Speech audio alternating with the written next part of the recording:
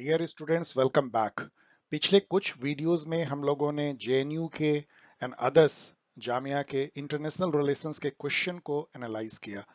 अब टाइम है इस थीम पे मेरी ओर से एक revision MCQ IR and global politics पे। ये थीम को मैं आगे बढ़ा रहा हूं। इसके पहले यदि आपने नहीं देखा है तो political theory, political concepts, public administration, इन सब पे ऑलरेडी जो है कंपैरेटिव पॉलिटिक्स, इन थीम पे हम एमसीक्यू पे चर्चा कर चुके हैं। और एज यूजुअल ये एक नॉर्मल एमसीक्यू नहीं है। It's not assemblies of few questions. ऐसा नहीं है कि 50 क्वेश्चन मैंने जुटा दिए हैं। ये सारे इस पर्पस से बनाए गए हैं कि आपको लॉट्स ऑफ इंफॉर्मेशन मिले, एक एक क्वेश्चन से 5-6 इंफॉर्मेशन मिले, जिससे कि 50 क्वेश्चन का मतलब है कि आईआर पे लगभग आप 150 क्वेश्चन की तैयारी कर रहे हैं। उस व्यू से इसको बनाया गया है। आप देखेंगे मैं क्या कहना चाह रहा हूं। So let us begin this MCQ series, IR and global politics, to crack the MA entrance test for my dear students. Let us begin. सबसे पहले मैंने थीम को भी सब थीम कर दिया है, आईआर थ्योरी एंड थिंकर्स पे। चलिए कुछ क्वेश्चन डिस्कस करते हैं। सबसे पहला क्वेश्चन जो है मैच, और ये जितने भी मैच टाइप के क्वेश्चन मैंने जो किया है वो आपको, जैसा मैंने बताया कि वो इसलिए किया है कि आपको बहुत सारे ढेर सारे इंफॉर्मेशन इस पे मिले। अब यहाँ देखिए इस साइड में जो है अप्रोचेज हैं, आप देख सकते हैं, realism, liberalism, neo realism and neo liberalism. ये तो चारों जो है मेन स्ट्रीम आईआर थ्योरी हैं। मतलब इस मेन स्ट्रीम मतलब क्या है, जो मेन प्रॉब्लम सॉल्विंग, जिसको अधिकतर लोग फॉलो करते हैं वर्ल्ड में, जिसको मान्यता है। इसके अगेंस्ट में जो क्रिटिकल थ्योरी हैं, फेमिनिस्ट हैं, नियो मार्क्सिस्ट हैं, या कोपेनहेगन स्कूल हैं, या अदर हैं, सोशल कंस्ट्रक्टिविस्ट अप्रोच है, वो सब मेन स्ट्रीम नहीं है। ये मेन स्ट्रीम है रियलिज्म, उसके साथ neo realism, liberalism and neo liberalism. तो मेन स्ट्रीम थ्योरी के यहाँ पे कुछ जनक हैं, मतलब जो उसके फादर्स हैं, तो इसको मैच कीजिए। तो रियलिज्म को यदि आप मैच करेंगे तो यहाँ पे देखिए, मतलब जो क्लासिकल रियलिज्म यदि आप लेंगे तो इमैनुअल कांत जो है 18th सेंचुरी में, और यहाँ पे मैंने जो है दे भी दिया है लिबरल थिंकर, आप यहाँ देख सकते हैं। जो क्लासिकल में कांत, इमैनुअल कांत जर्मन थे, उन्होंने परपेचुअल पीस की थ्योरी दी थी, जो कि एक, ये बेसिकली कहता है कि यदि दो रिपब्लिक है तो उसके बीच में वॉर की संभावना कम है, क्योंकि पीपल वोट नहीं करेंगे अपने सरकार को वॉर करने के लिए। थॉमस पेन, जिन्होंने राइट ऑफ मैन लिखा, बहुत फेमस लिबरल थिंकर थे। जेरेमी बेंथम, जो यूटिलिटेरियनिज्म के फादर माने जाते हैं, वो भी इंटरनेशनल रिलेशन में लिबरलिज्म के थिंकर हैं। और वुड्रो विल्सन अमेरिका के राष्ट्रपति भी थे। वर्ल्ड वॉर वन के टाइम में इन्होंने 14 पॉइंट प्रिंसिपल दिया था, जो कि एक बहुत बड़ा लिबरल प्रिंसिपल था। तो ये सब आप इससे याद कर लीजिए। तो सॉरी, यहाँ रियलिज्म मैंने लिखा है, बिल्कुल गलत है, आप इसको लिबरलिज्म कर दीजिए। तो लिबरलिज्म के जो है इमैनुअल कांत हैं। यदि आप रियलिज्म के लीजिए तो यहाँ पे आप देखिए केनेथ वॉल्ज हैं, जोसेफ ने हैं, ईएच कार हैं। तो आप कंफ्यूज हो सकते हैं। ईएच कार जो हैं वो रियलिज्म, मतलब जिसको आप क्लासिकल रियलिज्म कह सकते हैं, उसके इन्होंने लिखा था 20 इयर्स क्राइसिस, मतलब क्राइसिस ऑफ 20 इयर्स, जो inter war period EH card ने लिखा था। उन्होंने ये कहा था कि लिबरलिज्म या जो लीग ऑफ नेशन, जो लिबरलिज्म का जो प्रतीक था, वो सब बेकार है। असल में रियलिज्म ही होता है, और वही इसी के चलते जो है वो वर्ल्ड वॉर 2 हुआ। नियो, यदि दोनों का नियो फॉर्म लें तो इसके जो जनक हैं वो केनेथ वॉल्ज हैं। केनेथ वॉल्ज को आप कह सकते हैं पिता, कह सकते हैं फादर, कह सकते हैं नियो रियलिज्म के। और उसको स्ट्रक्चरल रियलिज्म भी कहते हैं। इस पे भी क्वेश्चन बना है कि नियो रियलिज्म का दूसरा नाम क्या है, तो स्ट्रक्चरल रियलिज्म। नियो लिबरलिज्म जो है उसके एक तरह से फादर जो है वो जोसेफ नोए एंड रॉबर्ट कोहेन है, जिन्होंने की कॉम्प्लेक्स इंटरडिपेंडेंस का थ्योरी दिया। तो यहाँ पे जो मैंने दिया है वो सबको पढ़ लीजिए। नियो लिबरलिज्म में आप कार्ल ड्यूस को ले सकते हैं, माइकल डोयल को ले सकते हैं, जिन्होंने डेमोक्रेटिक पीस थ्योरी दिया, रॉबर्ट कोहेन और जोसेफ नोए, जिन्होंने की कॉम्प्लेक्स इंटरडिपेंडेंस की थ्योरी दी, और डेविड मेटरनी, जिन्होंने की फंक्शनल इंटीग्रेशन की थ्योरी दी। अब यहाँ पे आप देखिए तो क्लासिकल जो रियलिस्ट है, मतलब पुराने जमाने से लेके अभी तक में, उसमें थ्यूसिडाइडस, जिन्होंने मेलियन वॉर लिखा, हॉब्स, एक बहुत बड़े जो है रियलिस्ट थिंकर हैं। इंटरनेशनल रिलेशन में भी मैकियावेली जिन्होंने प्रिंस लिखा, मॉर्गेंथौ को तो आप समझ सकते हैं फादर ऑफ क्लासिकल रियलिज्म है, 6 प्रिंसिपल दिया, और E.H. कार जो यहाँ पे मैंने आपको बताया 20 इयर्स क्राइसिस। यदि नियो रियलिज्म ले तो उसके फादर केनिथ वॉल्ज हैं, देन जॉन मैर्स हैमर हैं जो कि ऑफेंसिव रियलिज्म के जनक माने जाते हैं, रॉबर्ट कैपलान है जिन्होंने सिस्टम थ्योरी दिया है, रॉबर्ट जर्विस, जोसेफ ने तो यहाँ पे गलत है, ये इसको इधर कर दीजिए। देन डेविड मिट्रोनी को भी यहाँ पे मत लीजिए, ये सॉरी ये गलत है, मैं काट दिया। और रेनॉल्ड नेबर जो है उनको ले सकते हैं। रेनॉल्ड नेबर ने जो है क्रिश्चियन रियलिज्म के इसको जनक माना जाता है, उन्होंने थियोलॉजी से रियलिज्म को मिलाया। तो इतनी सारी बातें जो मैं आपको रुक के कह रहा हूँ, इतने सारे, वो इसलिए क्योंकि एक क्वेश्चन से आप कई कई कई चीजें जो हैं आप याद कर सकते हैं।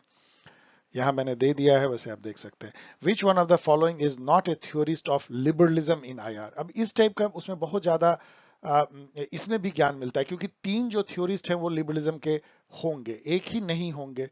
तो आप देखिए जोसेफ नए आपने देख लिया, ये तो हैं, क्योंकि जोसेफ नए ने तो इनके साथ मिलकर के रॉबर्ट कोहेन के साथ कॉम्प्लेक्स इंटरडिपेंडेंस दिया है, रॉबर्ट कोहेन और जोसेफ नए, तो ये दोनों तो होंगे ही। माइकल डॉयल जिन्होंने कि डेमोक्रेटिक पीस थ्योरी दिया वो होंगे ही। और रेनॉल्ड नेबर तो मैंने अभी आपको बताया कि इन्होंने रियलिज्म, क्रिश्चियन रियलिज्म का प्रिंसिपल दिया था, इसलिए सही आंसर है इसमें सी। अब यदि थर्ड हम क्वेश्चन लें तो यहाँ पे मैंने अब कुछ ऑफ ट्रैक जो अप्रोचेज है IR के, English school, Copenhagen school, constructivism, Frankfurt school जो क्रिटिकल थ्योरी, इनको लिया है, और इसके जो मेन जो सबसे बड़े जो थिंकर है उसका नाम लिया है। अब ये है क्या, ये भी थोड़ा सा मैंने यहाँ लिखा है। इंग्लिश स्कूल जो है आपको बहुत बार पूछा जाता है, क्योंकि आप लोग पढ़ते नहीं है, सिलेबस में नहीं है, तो क्वेश्चन सेटर को लगता है कि बहुत डिफिकल्ट है, लेकिन इससे ज्यादा जानना नहीं है। इंग्लिश स्कूल इंटरनेशनल सोसाइटी का कॉन्सेप्ट देता है। बेसिकली इसमें क्या कहना है, इसके जो सबसे बड़े जो पितामह जैसे हैं वो इंग्लिश स्कूल के हेडली बुल हैं। हेडली बुल कैसे डिफाइन करते हैं इंटरनेशनल सोसाइटी को, इनका कहना है जैसे हम लोगों के यहाँ डोमेस्टिक सोसाइटी होती है जिसमें नॉर्म्स ऑफ बिहेवियर होता है, आप कुछ ऐसा नहीं करते हैं जिससे कि बहुत ज्यादा कंफ्लिक्ट हो सके, उसी तरह इंटरनेशनल लेवल पे भी जो है एक सोसाइटी है, स्टेट जो है बहुत radically of the norm behave नहीं करते हैं, वो एक सोसाइटी में जिस तरह से एक अप्रोप्रिएट नॉर्म्स ऑफ बिहेवियर बनता है वैसा बन जाता है। तो ये एक लिबरल थ्योरी है, इंग्लिश स्कूल हेडली बुल हो गया। इतनी बातें से आपको जितना मैं बता रहा हूँ, यदि आपके दिमाग में है इंटरनेशनल सोसाइटी इंग्लिश स्कूल से संबंध रखता है, उसके हेडली बुल हैं, तो आप समझिए कि शायद आपका काम बन जाएगा। कोपेनहेगन स्कूल भी एक अल्टरनेटिव स्कूल है, इसमें भी एक तरह से लिबरलिज्म ही कह सकते हैं। उसका एक ऑफ ट्रैक है इसमें। इसके सबसे बड़े जो पितामह हैं वो बैरी बुजान हैं। बैरी बुजान बेसिकली कोपेनहेगन स्कूल क्या कहता है, मैंने यहाँ दिया है, वो कहता है कि केवल सिक्योरिटी का मीनिंग ये नहीं है कि ढेर सारे आर्मी को अपने बॉर्डर पे रख लो, टैंक और एयरक्राफ्ट हो। Non military aspect of security जो है वो भी बहुत इंपॉर्टेंट है। तो कोपेनहेगन स्कूल से भी इतनी बातें आप याद रख लेंगे, non military aspect of security, Barry Buzan, तो आपका काम चल जाएगा। कंस्ट्रक्टिविज्म तो बहुत ही अब आगे उभर के आ रहा है, सोशल कंस्ट्रक्टिविज्म इसको कह सकते हैं। मतलब बेसिकली इसमें क्या है कि कोई भी जो ये जिसको आप कहते हैं कि national interest, power, national identity, ये कुछ भी गिवन नहीं है, कोई ऑब्जेक्टिव नहीं है, ये सब सोशल कंस्ट्रक्शन है। ये हम जैसे बनाते हैं, जैसे जेंडर एक सोशल कंस्ट्रक्शन है, ये कोई गॉड गिवन नहीं है कि फेमिनाइन एट्रीब्यूट है, मस्कुलिन एट्रीब्यूट है। उसी तरह से इनका इंटरनेशनल रिलेशन में कहना है सोशल कंस्ट्रक्टिविज्म का कि जो national identity, national interest, power, ये सारी चीजें जो हैं वो कंस्ट्रक्टेड हैं, सोशली कंस्ट्रक्टेड हैं, जैसा आप बनाते हैं।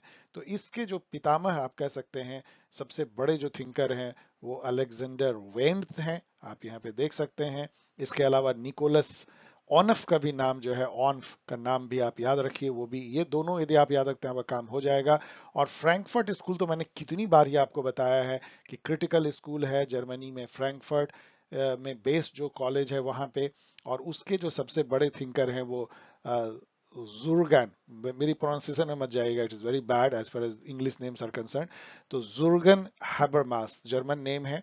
Communicative rationality and communicative action, ये जरूर याद रखिए। कई बार पूछ देते हैं कि कौन जो है फ्रैंकफर्ट स्कूल के थिंकर हैं डीप क्वेश्चन में, जिन्होंने बहुत सारा काम किया है। कम्युनिकेटिव रैशनैलिटी मतलब उनका कहना है कि कोई ऑब्जेक्टिव या इंस्ट्रूमेंटल रैशनैलिटी नहीं होती है नेशन के बीच में, किस तरह से डायलॉग होता है उससे रैशनैलिटी बनती है। कम्युनिकेटिव एक्शंस होता है, एक्शन जो है कम्युनिकेशन के थ्रू होता है। तो ये जुर्गन हाबरमास हैं। इसमें यहाँ पे आप जो है हर्बर्ट मार्कुस को भी याद रख सकते हैं, एरिक फोम को याद कर सकते हैं। ये सब जो है मैंने कई जगह आपको बताया है। फ्रैंकफर्ट स्कूल, जैसे यहाँ पे मैंने लिख भी दिया है, क्रिटिकल थ्योरिस्ट है। कंस्ट्रक्टिविज्म के बारे में मैंने लिखा है कि ये क्या है। तो ये आपको बहुत सारा ज्ञान इससे मिल सकता है। Which one of these are not related to level of analysis in higher, मैंने आपको लेवल ऑफ एनालिसिस पढ़ाया है, उसमें क्या होती है, 3 लेवल है।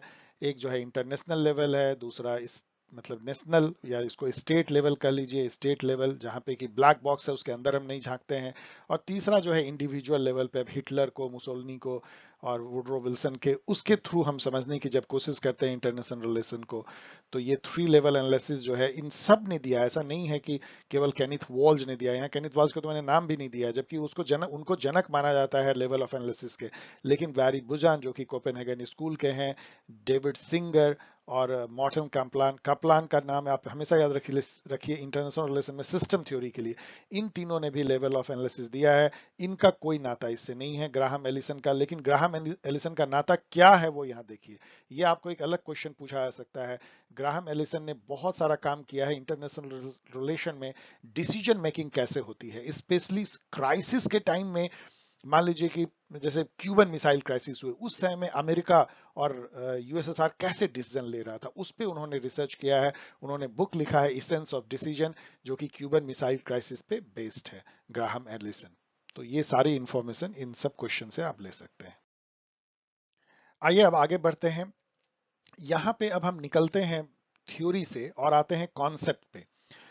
सिक्योरिटी कम्युनिटी का कॉन्सेप्ट बहुत इंपॉर्टेंट है, जिसमें माना जाता है कि एक पूरा ग्रुप बन जाता है स्टेट का, जो एंजॉय करते हैं relation of dependable expectation of peace. मतलब एक ग्रुप ऑफ स्टेट जो कभी लड़ाई नहीं करेंगे, क्योंकि उनको फील होता है कि वो एक दूसरे पे डिपेंड करते हैं पीस के लिए। उसको सिक्योरिटी कम्युनिटी आप याद कीजिए, अभी जस्ट हेडली बुल का इंटरनेशनल सोसाइटी, उसी तरह सिक्योरिटी कम्युनिटी। ये किसने दिया था ये कॉन्सेप्ट, आते हैं इस पे। फिर डेमोक्रेटिक पीस थ्योरी जो है वो भी बहुत इंपॉर्टेंट कॉन्सेप्ट है आईआर में। इसमें कहा जाता है कि जो डेमोक्रेसीज हैं या रिपब्लिकन नेशंस हैं वो वॉर नहीं करेंगे, तो इसलिए अधिक से अधिक डेमोक्रेसी होगी तो वर्ल्ड में अधिक से अधिक पीस आएगा। तो ये डेमोक्रेटिक पीस थ्योरी है जो लिबरल से थ्योरी से गाइडेड होती है। इंटरनेशनल सोसाइटी तो मैंने अभी आपको दूसरी बार में बता रहा हूँ, हेडली बुल ने इसको दिया, इंग्लिश स्कूल से है। 14 पॉइंट प्रिंसिपल दूसरी बार बता रहा हूँ, वुडरो विल्सन वर्ल्ड वॉर 1 के टाइम में। तो इसलिए 14 पॉइंट को आप मिला दीजिए वुडरो विल्सन से, सिक्योरिटी कम्युनिटी को मिला दीजिए आप, सॉरी, सिक्योरिटी कम्युनिटी को आप मिला दीजिए कार्ल ड्यूस से। कार्ल ड्यूस को मैंने अभी आपके उसके बारे में बताया। डेमोक्रेटिक पीस थ्योरी जो है वो डॉयल ने दिया है, जो एक अलग लिबरलिस्ट है, माइकल डॉयल। इनको एकदम बिल्कुल इसे भूलिए मत, डॉयल, डेमोक्रेटिक पीस थ्योरी। उसी तरह इंटरनेशनल सोसाइटी जो है वो हेडली बुल, ये दूसरी बार मैं आपको बता रहा हूं। तो इन सबको बिल्कुल याद कर लीजिए, क्योंकि ये सब मेन स्ट्रीम क्वेश्चन है, मतलब कहीं ना कहीं आपको टकरा जाएंगे। जब 4 एग्जाम देंगे तो एक में जरूर पूछा जाएगा। हेडली बुल ने जिस बुक में इंटरनेशनल सोसाइटी को एक्सप्लेन किया था उसका नाम है द एनार्किकल सोसाइटी। ये भी एक अच्छा क्वेश्चन बन सकता है कि हु रोट एनार्किकल सोसाइटी, तो आंसर होगा Hedley Bull. What is security community, ये भी एक क्वेश्चन पूछा जा सकता है। देन अब यहाँ पे आइए, which of these are not related to democratic peace theory. अभी मैंने आपको बताया कि democratic peace theory Michael Doyle ने दिया, लेकिन और भी लोगों ने इस पे काम किया है। इमानुअल कांत ने सबसे पहले जो है 1795 में एक बुक लिखा था, परपेचुअल पीस। वो भी वही बात थी कि रिपब्लिकन जो नेशन है वो आपस में वॉर नहीं करें। उन्होंने और बहुत सारे प्रिस्क्रिप्शन दिए थे कि क्या क्या होने पे हमेशा परपेचुअल पीस वर्ल्ड में बना रह सकता है। तो इमानुअल कांत तो हैं, थॉमस पेन मैंने बताया कि राइट ऑफ मैन नाम की फेमस बुक लिखा था उन्होंने। मॉर्टन कापलान पे आते हैं, इन्होंने सिस्टम थ्योरी दिया है और ये रियलिस्ट हैं। और माइकल डॉयल तो है ही, तो ये तो रियलिस्ट हैं, तो ये क्यों देंगे, क्योंकि ये सब लिबरलिस्ट होने चाहिए सबसे पहले, इसलिए सही आंसर है इसमें सी। अब हम लोग आते हैं आईआर बुक्स एंड ऑथर्स पे। इस पे भी ढेर सारे आपको क्वेश्चन पूछे जाते हैं, इसलिए मैंने भी इस पे करीब 10 क्वेश्चन लिया है। लेट अस सी। सबसे पहले जो मैंने लिया है, जिसको आप कह सकते हैं कि लैंडमार्क बुक, जिस बुक ने आईआर की नींव रखी है, आईआर थ्योरीज की कह लीजिए, तो पॉलिटिक्स अमॉन्ग नेशन। आपके जहन में यदि नहीं घंटी बज रही है तो सही चीज नहीं है। आपको पॉलिटिक्स अमॉन्ग नेशन देखते ही आपको याद आना चाहिए मॉर्गनथाउ, आपको याद आना चाहिए क्लासिकल रियलिज्म। उनकी 1948 की बुक है जिसमें उन्होंने 6 प्रिंसिपल ऑफ रियलिज्म दिया, इसलिए पॉलिटिक्स अमॉन्ग नेशन लिखा है हांस मॉर्गनथाउ ने। थ्योरी ऑफ इंटरनेशनल पॉलिटिक्स देखते ही आपको घंटी बजनी चाहिए कि यही वो बुक है जिसमें कि नियो रियलिज्म की जो कॉन्सेप्ट है उसको लेकर के केनिथ वॉल्ज आए थे, इसलिए ये केनिथ वॉल्ज है। नियो रियलिज्म का प्रिंसिपल इसमें है। The tragedy of great power politics, शायद आपको पता नहीं और नहीं भी होना चाहिए, याद कर सकते हैं, लेकिन ये मैस हेमर जो हैं, जो कि ऑफेंसिव रियलिज्म के बहुत बड़े ज्ञाता हैं करंटली, तो उनके द्वारा लिखी गई है tragedy of great power politics. और 20 ईयर क्राइसिस जो मैं तीसरी चौथी बार बता रहा हूं, ये क्लासिकल रियलिज्म की बुक है E.H. कार द्वारा, जिन्होंने कि इंटर वॉर पीरियड जो 20 साल की थी उसमें जो किस तरह से फासिज्म का उदय हुआ था और कैसे it led to second world war, उसके बारे में है। ये तो पहले ही मैं आपको बता चुका हूं। यहां पे और आइए, आफ्टर हेगोमनी, इन सब के बाद ना बहुत और लंबा चौड़ा लिखा हुआ है, मैंने उसको छोड़ दिया है।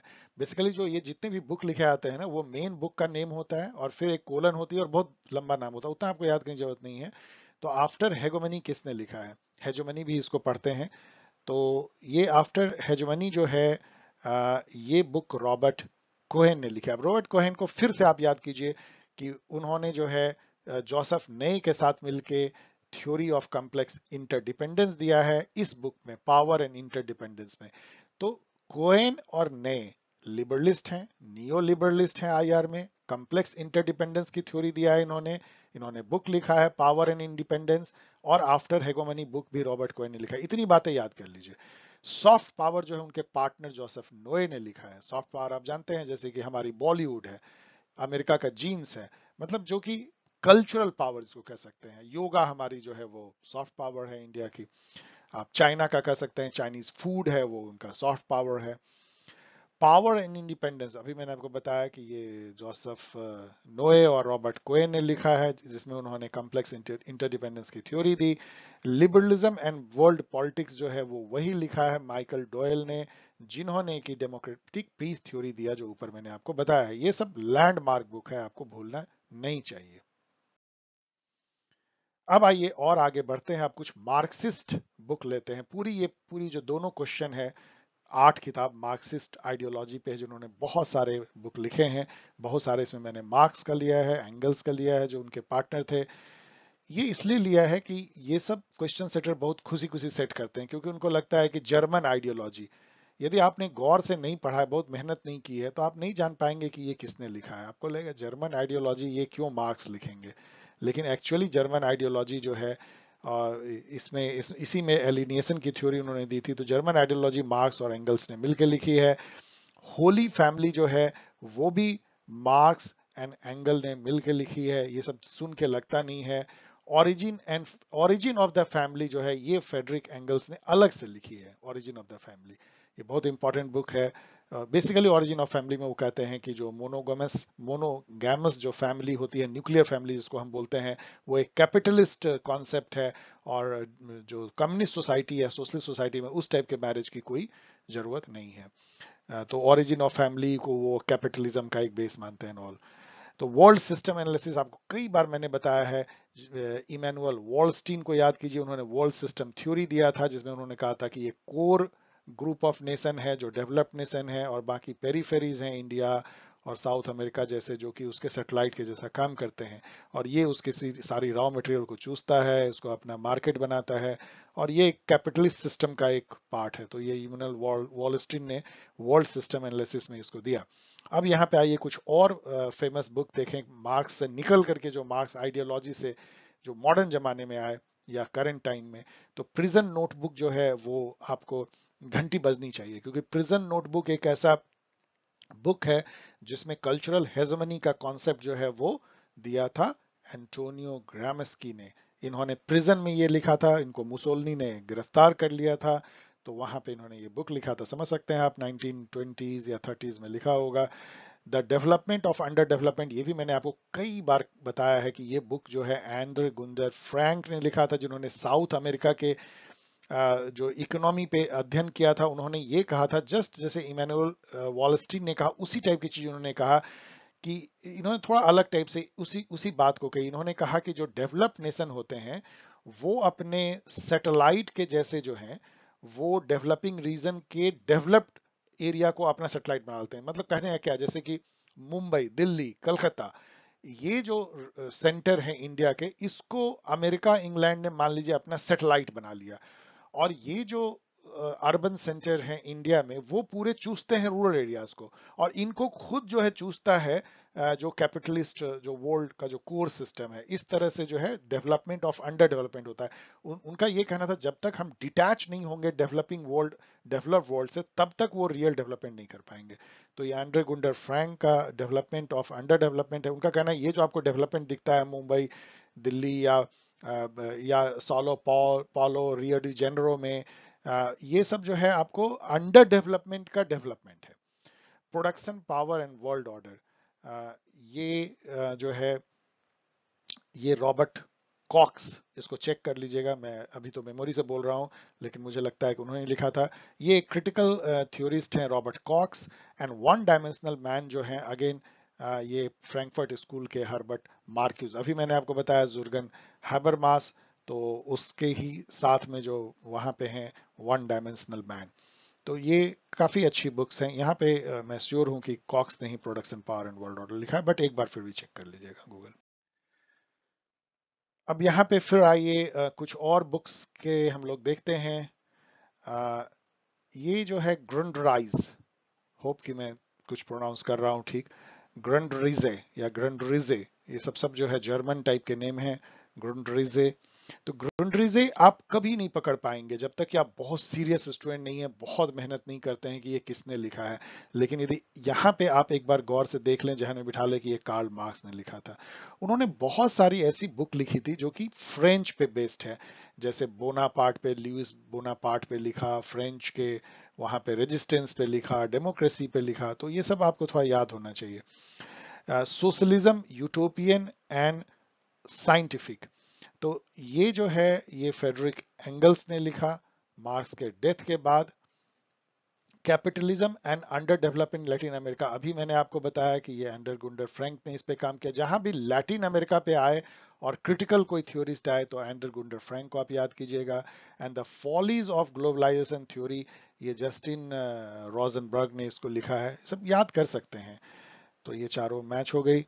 देन नेक्स्ट यदि आप देखिए, ये सारे जो बुक हैं, ये सब सोशल कंस्ट्रक्टिविज्म के थिंकर द्वारा लिखे गए हैं। मैंने आपको बताया कि क्या होती है सोशल कंस्ट्रक्टिविज्म, उसमें social theory of international politics, और ये पूरे सही मैच हैं, इसलिए आप सीधा याद कर लीजिए। ये अलेक्जेंडर वेंट, मैंने आपको बताया कि अलेक्जेंडर वेंट जो हैं, उनको आप कह सकते हैं वन ऑफ द फादर, या निकोलस ओनफ, दोनों को मिलकर आप कह सकते हैं। तो इन्होंने लिखा वर्ल्ड ऑफ आवर मेकिंग। आप देख सकते हैं टॉपिक से भी कि वर्ल्ड ऑफ आवर मेकिंग, मतलब हम जैसा बनाए वही आइडेंटिटी, वही इंटरेस्ट, वही पावर है, कुछ भी गिवन या ऑब्जेक्टिव ट्रूथ नहीं है। पोस्ट मॉडर्निज्म समझ सकते हैं। National interest in international society, ये मार्था फिनम मोर ने लिखा है। और वर्ल्ड ऑर्डरिंग, इमैनुअल एडलर ने लिखा है। ये सारे जो हैं थिंकर सोशल कंस्ट्रक्टिविस्ट के हैं, तो आप इसको भी याद कर सकते हैं, इन दोनों के अलावा इन दोनों को भी। वैसे 5-6 और आप याद कर सकते हैं, मैंने अपने गाइड में इन सबको दिया है। अब यहाँ पे कुछ और बुक्स लेते हैं। जेंडरिंग, ये मैंने इसलिए लिया कि ये फेमिनिस्ट थिंकर ने इसको लिखा है। तो जेंडरिंग वर्ल्ड पॉलिटिक्स, ये तो आपको जरूर याद होना चाहिए। ये जे एन टिकनर ने लिखा है। टिकनर को इसलिए भी आपको याद करना चाहिए कि ये एक तरह से सबसे बड़ी थिंकर हैं फेमिनिस्ट की, जिन्होंने कि मॉर्गनथाउ के 6 प्रिंसिपल जो रियलिज्म का था, उसको फेमिनिस्ट पर्सपेक्टिव से उसको एक तरह से रीफॉर्मुलेट किया।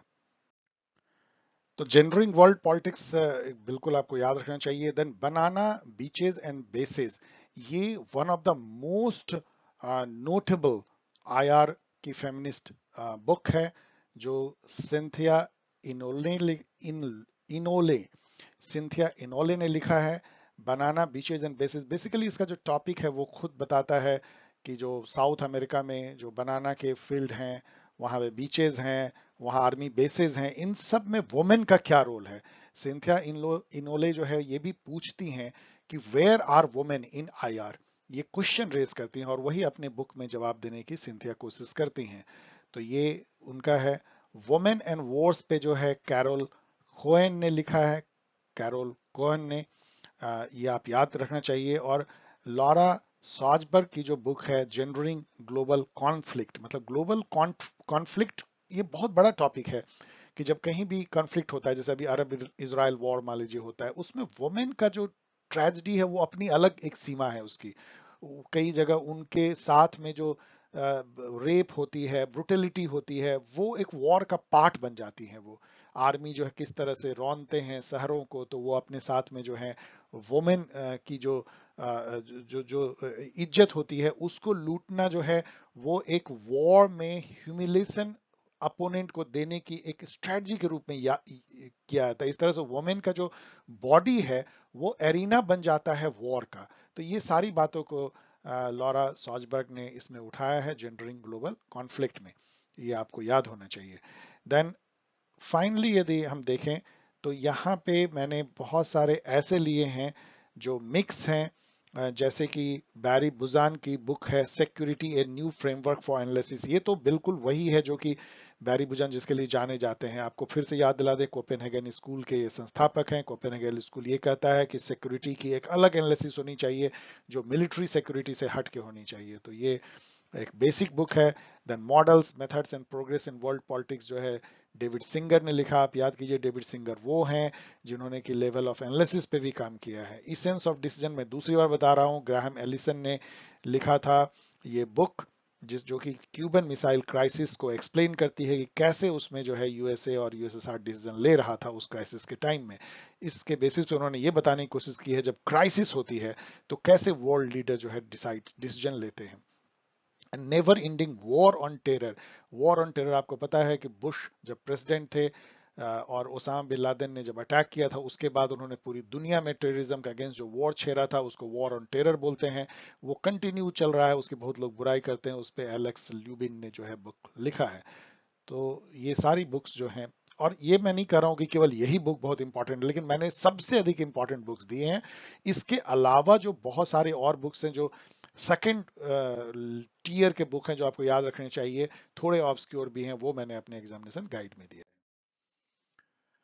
अब यहाँ पे आइए, कॉन्सेप्ट जो आईआर के हैं ये सब भी एकदम डिफाइनिंग कॉन्सेप्ट हैं। वो और उसको देने वाले कौन है? क्लास ऑफ सिविलाइजेशन, ये इतनी बार पूछा गया है, मैंने कम से कम 10 पेपर अभी तक एनालाइज किए हैं, उसमें मुझे 5 में मिला है। इसलिए आप याद रखिए कि ये बिल्कुल आपको, जैसे डेमोक्रेटिक पीस थ्योरी आप भूल नहीं सकते हैं रॉबर्ट डॉयल, उसी तरह से इसको भी मत भूलिएगा। क्लास ऑफ सिविलाइजेशन ये सैमुअल हटिंगटन ने दिया है, इस नाम का उन्होंने बुक लिखा है clash of civilization. Clash of civilization में ये वो कहते हैं कि नेक्स्ट जो वॉर होगा वो नेशंस के बीच में नहीं होगा, वो सिविलाइजेशन के बीच में होगा, कल्चर के बीच में होगा, वेस्ट वर्सेस रेस्ट होगा, इस टाइप की बात वो करते हैं। एंड ऑफ आइडियोलॉजी जो है वो भी आप नहीं भूल सकते हैं। ये डैनियल बेल ने एक बुक लिखा था 1960s में, एंड ऑफ आइडियोलॉजी, जिसमें कि वो आइडियोलॉजी पे मतलब ये करते हैं कि मतलब कौन से पॉलिटिकल आइडियोलॉजी इंटरनेशनल रिलेशन में जो है या इंटरनेशनल ग्लोबल पॉलिटिक्स में हो सकते हैं। उनका कहना था कि अब ग्रैंड आइडियोलॉजी के दिन लग चुके हैं, अब कुछ है ही नहीं, अब बहुत माइक्रो आइडियोलॉजी पे सब होगा, हैंड्स ऑन टाइप की politics. And of history and last standing man, इसको आप कभी नहीं भूल सकते हैं, ये फ्रांसिस फुकुयामा ने लिखा था। मैंने कम से कम 10 बार आपको डिफरेंट वीडियोस में बताया है, जिसमें उन्होंने कोल्ड वॉर के बाद बोला था कि अब हम लोग एकदम एंड ऑफ हिस्ट्री में पहुंच गए हैं जहां पे कोई आइडियोलॉजिकल विवाद नहीं है, लिबरलिज्म और डेमोक्रेसी, लिबरल कैपिटलिज्म और डेमोक्रेसी जो है वही है वर्ल्ड में। वैसे वो सही नहीं हुआ। रिट्रीट ऑफ स्टेट जो है सुजान स्ट्रेंज ने लिखा है, फेमिनिस्ट हैं, तो ये भी आपको जो है याद रखना चाहिए। फाइनल में जो कॉन्सेप्ट दे रहा हूं वो सिक्योरिटी डिलेमा जो है, ये पूरा सही मैच्ड है, आपको बस इंफॉर्मेशन देने के लिए मैंने इसको बनाया है। जॉन हर्ट्ज जो हैं वो यहाँ पढ़ लीजिए, जर्मन स्कॉलर हैं, उन्होंने ये कॉन्सेप्ट दिया था सिक्योरिटी डिलेमा का। उन्होंने एक बुक लिखा था political realism and political idealism. Basically security dilemma ये क्या कहता है, ऐसे मान लीजिए इंडिया पाकिस्तान को लीजिए। अब इंडिया और पाकिस्तान दोनों अपने को सिक्योर करना चाहते हैं, उनको डर लगता है कि वो अटैक ना कर दे हम पे, और पाकिस्तान लगता है इंडिया ना कर दे, और दोनों खूब आर्मी को बढ़ा रहे हैं, नए आर्मी बटालियन बना रहे हैं, टैंक्स खरीद रहे हैं, एयरफोर्स को बढ़ा रहे हैं, लॉट्स ऑफ आर्मामेंट जुटा रहे हैं, न्यूक्लियर आर्सेनल बढ़ा रहे हैं। लेकिन इससे क्या हुआ कि दोनों ने जम करके अपनी सिक्योरिटी पे इन्वेस्टमेंट किया, अंत में दोनों और अनसिक्योर फील कर रहे हैं, क्योंकि जितना आपने जिस रेशियो से बढ़ाया उतने ही रेशियो से आपके दुश्मन ने भी बढ़ा लिया, तो फिर मिला क्या? तो सिक्योरिटी डायलेमा इसी को कहते हैं। अब इसका उल्टा सिक्योरिटी कम्युनिटी याद कीजिए। लेवल ऑफ एनालिसिस आपको पता है, केनेथ वॉल जिसके एक तरह से पितामह है, उन्होंने एक बुक लिखा था man, state and the war. उसमें इन्होंने जो है 3 इमेजेस ऑफ एनालिसिस उन्होंने लिखा था, state, international level, state level और individual level. State as a power maximiser, मैं आपको दूसरी तीसरी बार बता रहा हूँ, जॉन मैरसेमर का, जो कि एक ऑफेंसिव रियलिज्म, न्यू रियलिज्म के जनक हैं। ऑफेंसिव न्यू रियलिज्म क्या कहता है कि स्टेट एक पावर मैक्सिमाइजर है, जबकि डिफेंसिव न्यू रियलिज्म बोलता है कि स्टेट एक सिक्योरिटी मैक्सिमाइजर है। उसका एम अपने सिक्योरिटी को बढ़ाना है, पावर उसके लिए कोई वो मीन्स है, एंड नहीं है। लेकिन जो ऑफेंसिव है वो कहता है नहीं, स्टेट जो है अधिक से अधिक पावर जो है गेन करना चाहता है, उसके थ्रू वो सिक्योरिटी बढ़ाना चाहता है। तो मैरसेमर जो है वो ऑफेंसिव न्यू रियलिज्म के जनक हैं। Then politics as interest defined in terms of power, ये तो मैंने अपने वीडियो में कम से कम 10 बार बोला होगा। ये रियलिज्म का जो है बेसिक प्रिंसिपल है, ये हांस मार्गेंथाउ। जहां भी आपको रियलिज्म आए, क्लासिकल रियलिज्म, तो हांस मार्गेंथाउ को आप याद कीजिए। और ये जो फ्रेज है politics as interest define, national interest का लीजिए, define in terms of power, ये पॉलिटिक्स को ही बेसिकली डिफाइन करता है। ये मैंने यहाँ पे लिखा भी है कि जॉन मैरसेमर जो है 1947, इसको तो खैर छोड़ दीजिए, इन्होंने एक बुक लिखा था, इनका जन्म तिथि लिखा हुआ है, ऑफेंसिव न्यू रियलिज्म जो है उन्होंने जनक भी माना था। उन्होंने बुक लिखा था the tragedy of great power 2001 में, जिसमें कि उन्होंने ये वाली बात कही थी, स्टेट एज पावर मैक्सिमाइजर। तो ये बुक भी पूछा जाता है, who is the author of tragedy of great power, ये भी उतना ही है। यहाँ ये भी क्वेश्चन बन सकता है, who is the author of man, the state and war. यहाँ ये भी क्वेश्चन बन सकता है, who is the author of political realism and political idealism. ये सारे अलग अलग क्वेश्चन बन सकते हैं। इसमें आपको 4-5 क्वेश्चन बन सकते हैं, who is the author of clash of civilisation, ये who is the author of retreat of state, who is the author of end of ideology, who is the author of end of history. तो आप देख सकते हैं कि इन 2 question से करीब 8 question बन सकते हैं। अब नेक्स्ट आइए, जो इंटर गवर्नमेंटल ऑर्गेनाइजेशंस हैं, जिसको शॉर्ट में आईजीओ बोलते हैं, जिसके मेंबर नेशनल गवर्नमेंट्स होते हैं, वो ग्लोबल एंड रीजनल, इस पे भी बहुत सारे क्वेश्चन पूछे जाते हैं। कई जीके टाइप के क्वेश्चन उसमें होते हैं, united nation, ASEAN, SAARC, BIMSTEC and all. सबसे पहले उस टाइप के क्वेश्चन जिसको मैं बिल्कुल पसंद करता नहीं हूं, लेकिन ऐसे पूछे जाते हैं। अब ये ऑर्गेनाइजेशन है, ये हेडक्वार्टर्स हैं, आप बताएं कहाँ उसका हेडक्वार्टर है। संघाई कोऑपरेशन ऑर्गेनाइजेशन, ये चाइना बेस्ड ऑर्गेनाइजेशन है, जिसकी डेफिनेटली बीजिंग में होगी। बिम्स्टेक के बारे में आपको जरूर जानना चाहिए, ये कई बार आपको पूछा गया है हर जगह, मैं आगे इसको बताऊंगा, बहुत जगह मैंने इसका जिक्र किया है। बिम्स्टेक की जो आ, है वो ढाका में है, आपको याद होना चाहिए। सार्क की काठमांडू में है, शायद आपको पता होगा। एशियन जो है association of South East Asian nation, ये बहुत इंपॉर्टेंट है साउथ ईस्ट एशिया में, ये जकार्ता इंडोनेशिया में है। अब यहाँ पे देखिए, जो है मैंने इस बार फीचर लिया है, इस बार मैंने हेडक्वार्टर टाइप के नहीं ली, ये अच्छा है, ये क्वेश्चन गुड क्वेश्चन है, इस टाइप के पूछे तो, कि ये रीजनल ऑर्गेनाइजेशन है, ये उसके साथ जुड़े हुए कुछ फैक्ट एंड फीचर्स हैं जो कि उसके लिए सही है। जैसे सीटो है, South East Asian treaty organisation था, तो ये जो है सीटो अब खत्म हो चुका है, इसलिए सही इसका फीचर है नाउ डिसॉल्व, मतलब अब वो भंग कर दिया गया है। नाटो जो है वो इसमें से किस टाइप का ऑर्गेनाइजेशन है? Supra nationality, common market, common security, तो एक कॉमन सिक्योरिटी अलायंस है, मतलब एक नेशन पे अटैक, सभी नेशन पे अटैक। तो NATO, North Atlantic Treaty Organisation. Mercosur जो है ये किस टाइप की ऑर्गेनाइजेशन है? ये साउथ एशियन कॉमन मार्केट है, इसको याद, इसका बहुत पिकुलियर नेम है, इस साउथ एशियन लैटिन नेम है, इसलिए मर्कोसूर है। इसका कुछ ऐसा प्रोनाउंसिएशन, इसका एब्रीविएशन इंग्लिश में नहीं है। तो ये कॉमन मार्केट है, मतलब कि फ्री ट्रेड एरिया पूरे साउथ एशियन कंटिनेंट का। और ईयू तो आपको पता है कि एक सुप्रा नेशनलिटी कॉन्सेप्ट है, मतलब कि ईयू अपने आप में एक नेशन है, जो कि नेशंस का नेशन है, क्योंकि उसकी अपनी एक करेंसी है, अपना एक फ्लैग है, अपना पार्लियामेंट है, वो ऐसा बिहेव करता है जैसे एक नेशन है। आपको पता होना चाहिए कि यूनाइटेड नेशन से लेके और G20 तक वो मेंबर है, WTO इन सब का मेंबर है ईयू। तो ईयू जो है बिहेव करता है एक सुप्रा नेशन की तरह, इसलिए ये सुप्रा नेशनलिटी का कॉन्सेप्ट है। Which one of the following SAARC member is not a BIMSTEC member? अब ये क्वेश्चन बहुत ही इंपॉर्टेंट है क्योंकि ये आपको ये फोर्स करता है जानने को कि बिम्स्टेक के मेंबर को जाने और सार्क के मेंबर को जाने। सार्क में 8 मेंबर है, आपको पता है, अफगानिस्तान है और 7 जो इंडिया से जुड़े हुए हैं। बिम्स्टेक के भी जो है 7 मेंबर हैं, लेकिन उसके मैं आगे आपको कहीं पे मैं दिखाऊंगा, इसलिए यहाँ मैं जिक्र नहीं कर रहा हूँ। उस 7 जो मेंबर हैं, इतना अभी जानिए कि उसमें 2 मेंबर सार्क के नहीं हैं। एक थाईलैंड है और एक मुझे लगता है शायद मलेशिया है, वो हम लोग देख लेंगे बिम्स्टेक में। तो वो दोनों नहीं है, बाकी 5 मेंबर जो हैं सार्क के हैं। उस 5 मेंबर में जो 3 मेंबर नहीं है सार्क के, उसमें एक अफगानिस्तान है, दूसरा पाकिस्तान है और तीसरा मालदीव है। तो ये 3 नहीं है। बाकी जो है वो बिम्स्टेक में भी मेंबर हैं, पांचों कंट्री। श्रीलंका मेंबर है, उसमें भूटान है, नेपाल है, इंडिया है, बांग्लादेश है और जैसा मैंने बताया कि 2 मेंबर और हैं, वो सब मिलके बिम्स्टेक बनाते हैं। तो सही आंसर इसमें है सी। ये अच्छा क्वेश्चन है। विच of these regional block accounts for over half of the world GDP?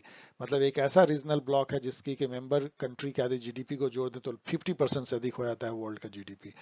BRICS, BRICS मतलब कि Brazil, Russia, India, China and South Africa, क्या ये है? एशियन, आपको मैंने बताया, association of South East Asian nation, EU, European Union, क्या ये है? और APEC, Asia Pacific economic corporation. आपको शायद जानकर आश्चर्य होगा कि सही आंसर है एपेक, एपीईसी। क्यों ऐसा है? क्योंकि एपीईसी के जो मेंबर यदि आप देखेंगे ना, तो उसका बहुत रिच कंट्री उसके मेंबर है। यूनाइटेड स्टेट्स ऑफ अमेरिका है, कनाडा है, जो पैसिफिक ओशन में जापान है। तो अब समझ सकते हैं ये सब तो बहुत ही ज्यादा रिच कंट्री है, इसलिए ये 50% से अधिक हो जाता है। इसमें 21 मेंबर है एपेक में। इसकी सिंगापुर में इसकी हेडक्वार्टर है एपीएसी की, Asia Pacific economic corporation. Which regional organization is known for its informal, non-interventionist, reconciliatory and progressive approach? मतलब बहुत ज्यादा फोर्सफुल नहीं है, बहुत नाक नहीं घुसेड़ता मेंबर नेशन के, हमेशा बातचीत के द्वारा, डायलॉग के द्वारा प्रॉब्लम को सॉल्व करता है, प्रोग्रेसिव अप्रोच रखता है। इस टाइप का रीजनल ऑर्गेनाइजेशन का एक फीचर बन गया है जो इसके लिए जाना जाता है। वो इसमें से कौन है? क्या एपीएसी है? क्या ईयू है? ईयू तो हो ही नहीं सकता, वो तो सुपरा नेशन बन गया है। क्या वो एशियन है? क्या वो आरसीईपी है, रीजनल कॉपरेशन इकोनॉमिक पार्टनरशिप, जो कि चाइना ने लॉन्च किया है? ये तो हो भी नहीं सकता है क्योंकि इंडिया ही इससे बाहर हो गया, हम नहीं ज्वाइन करेंगे क्योंकि उनको लगा कि चाइना इंटरवेंशन कर रहा है। ये एशियन है बेसिकली, जो इसको एशियन वे भी कहते हैं। ये क्वेश्चन भी पूछा जाता है कि व्हाट इज एशियन वे। तो एशियन वे जो है वो एक यही तरीका, informal, non interventionist and reconciliatory and progressive approach, मतलब कि मिलजुल करके, ज्यादा नाक नहीं घुसेड़ना, एक दूसरे नेशन की सॉवरेंटी की इज्जत करनी और उसके साथ मिल करके काम भी करना। तो ASEAN way. Which of these, तो इसका सही आंसर है B. Which of these regional organisation is driven by India's look east and neighbourhood first policy? ये क्वेश्चन आपको ये भी नॉलेज देता है कि लुक ईस्ट पॉलिसी और neighbourhood policy, east neighbourhood first policy in foreign policy का हमारा कंपोनेंट है। लुक ईस्ट पॉलिसी का मतलब ये है कि हम अपने ईस्टर्न डायरेक्शन में देखेंगे, जैसे म्यांमार है, थाईलैंड है, मलेशिया है, इन सब पर हम ज्यादा तवज्जो देंगे अपने फॉरेन रिलेशन में एफर्ट करने में। नेबरहुड फर्स्ट मतलब अपने पड़ोसी को हम सबसे ज्यादा वैल्यू देंगे। आपको हमेशा याद रखना चाहिए कि इंटरनेशनल रिलेशन में पड़ोसी ही सब कुछ होता है। इवन आपके घर में भी, आप पर कभी भी याद रखिए कि दूर से आके कोई जापान अटैक करने वाला नहीं है। यदि अटैक कोई करेगा तो आपका पड़ोसी ही कर सकता है, क्योंकि कोई दूर से लड़ाई नहीं लड़ सकता है, इतनी पावर किसी में नहीं होती। ऑफ कोर्स अमेरिका ऐसा केवल कर सकता है, लेकिन वो भी वहां शासन नहीं कर सकता। आपके जमीन को हड़प करके वो करेगा भी क्या? वहां वो, जैसे इराक में, वो उसको शासन नहीं कर पाया। तो इसलिए नेबरहुड फर्स्ट पॉलिसी है। इन दोनों के तहत ये क्वेश्चन पूछता है कि कौन सा रीजनल ऑर्गेनाइजेशन इस फिनोमिना पर बेस्ड है, और वो ऑर्गेनाइजेशन है बिम्स्टेक। ये आपको पता होना चाहिए कि इंडिया जो है, इंडिया जो है, इन दोनों के चलते ही बिम्स्टेक बेसिकली जो है, Bay of Bengal initiative in multi sector cooperation in technical and economic, sorry इसका है Bay of Bengal initiative for multi sectoral technical and economic cooperation. Oh, इतना बड़ा सा नाम है। एनीवेज, तो इस ये ऑर्गेनाइजेशन को इंडिया इस दोनों पॉलिसी के तहत प्रमोट कर रहा है। यहां पे मैंने क्यों ये सब दे दिया है, ये इसके चलते दिया है, BCIM के चलते। ये कई जगह पूछता है, आप इसको जस्ट देख लीजिए। सब डिफरेंट कॉरिडोर्स हैं, इकोनॉमिक कोऑपरेशन है, सब रीजनल ऑर्गेनाइजेशन ये सब है। BBN जैसे बांग्लादेश, भूटान, इंडिया, नेपाल इनिशिएटिव है। चाइना म्यांमार इकोनॉमिक कॉरिडोर है। इकोनॉमिक कॉरिडोर मतलब जिसके बीच में आबाद रूप से ट्रेड जो है, फ्री ट्रेड हो सकता है। Bangladesh, China, India, Myanmar forum for regional cooperation है। CPEC China Pakistan economic corridor है। ये सब थोड़ा बहुत देख लीजिए, कभी कई बार पूछा गया है। अब यहाँ पे अगेन एक हेडक्वार्टर में पूछ रहा हूँ, क्योंकि इस बार मुझे लगता है कि ये ज्यादा बैलेंस्ड है, ये इंपॉर्टेंट है। आप कई बार चौंकेंगे भी उस पर यदि आपने पहले नहीं पढ़ा। ऐसे ओपेक, ये organisation of petroleum exporting country है, जो कि ऑयल एक्सपोर्ट करते हैं। अधिकतर अरब कंट्री हैं, लेकिन इसमें अफ्रीका और साउथ अमेरिका के भी काफी नेशन हैं। तो इसकी जो हेडक्वार्टर आपको फील होगा कि ये तो कहीं अरब वर्ल्ड में होना चाहिए, सऊदी अरब या इस टाइप में। लेकिन इसका अजीब बात है कि ये वियना ऑस्ट्रिया में। ऐसा क्यों है? क्योंकि इसमें विवाद हो गया होगा कि मेरे यहाँ रखो वहां रखो, इसके चलते इन्होंने किसी न्यूट्रल जगह पे रख दिया होगा।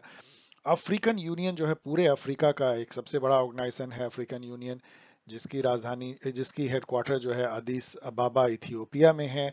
यूरोपियन यूनियन का भी आप में से कई लोगों को पता नहीं होगा, आपको लगता होगा कहीं इंग्लैंड में होगा, फ्रांस में होगा, लेकिन ये छोटे से कंट्री बेल्जियम ब्रुसेल्स में है। यहीं पे यूरोपियन पार्लियामेंट भी है। और APSC, जिसकी मैं दूसरी तीसरी बार नाम ले रहा हूँ, जिसमें कि 50% ज्यादा GDP उनके मेंबर्स का है, इसकी हेडक्वार्टर सिंगापुर, एक छोटा सा आइलैंड नेशन पे है। सिटी नेशन कह लीजिए। नेक्स्ट क्वेश्चन है, Pakistan is was member of, इसमें से किस ऑर्गेनाइजेशन का पाकिस्तान मेंबर था या है? सीटो, सेंटो। ये सीटो सेंटो दोनों जो है अमेरिका के द्वारा स्पॉन्सर कोल्ड वॉर के सिक्योरिटी अलायंसेस थे एशिया में। South East Asia treaty organisation, ये जो है सेंट्रल ईस्टर्न में भी पता नहीं, कुछ ये सेंटो भी जो है वो एशिया में ही बेस्ड था। आप इसका फुल फॉर्म देख लीजिएगा। तो सीटो, सेंटो, ये दोनों जो हैं इसके पाकिस्तान मेंबर था।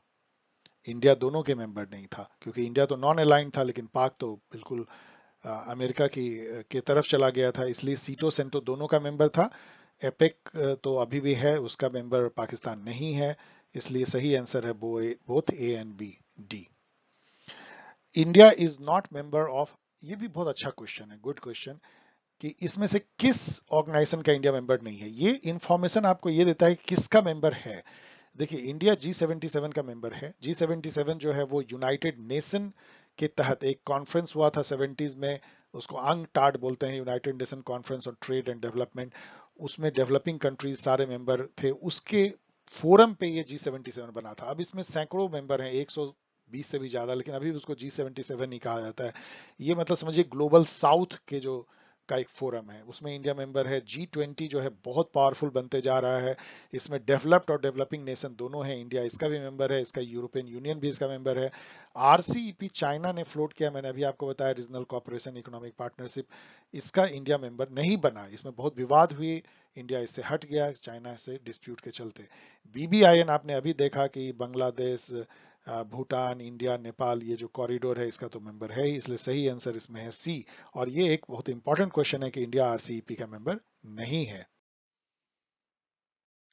अब हम लोग कुछ जो ग्लोबल इश्यूज है ना, जैसे क्लाइमेट है, टेररिज्म है, ह्यूमन सिक्योरिटी है, उस पे भी क्वेश्चन पूछते हैं। बहुत ज्यादा तो नहीं पूछते, लेकिन पूछते हैं। तो लेट अस डिस्कस। क्लाइमेट पे बहुत पूछते हैं, इसलिए सबसे ज्यादा मैंने क्लाइमेट पे ही लिया है। यहाँ पे देखिए, ये जो है ट्रीटीज हैं क्लाइमेट और इन्वायरमेंट पे, और ये उसके फीचर फैक्ट हैं। ये आपको बहुत इंफॉर्मेशन देते हैं।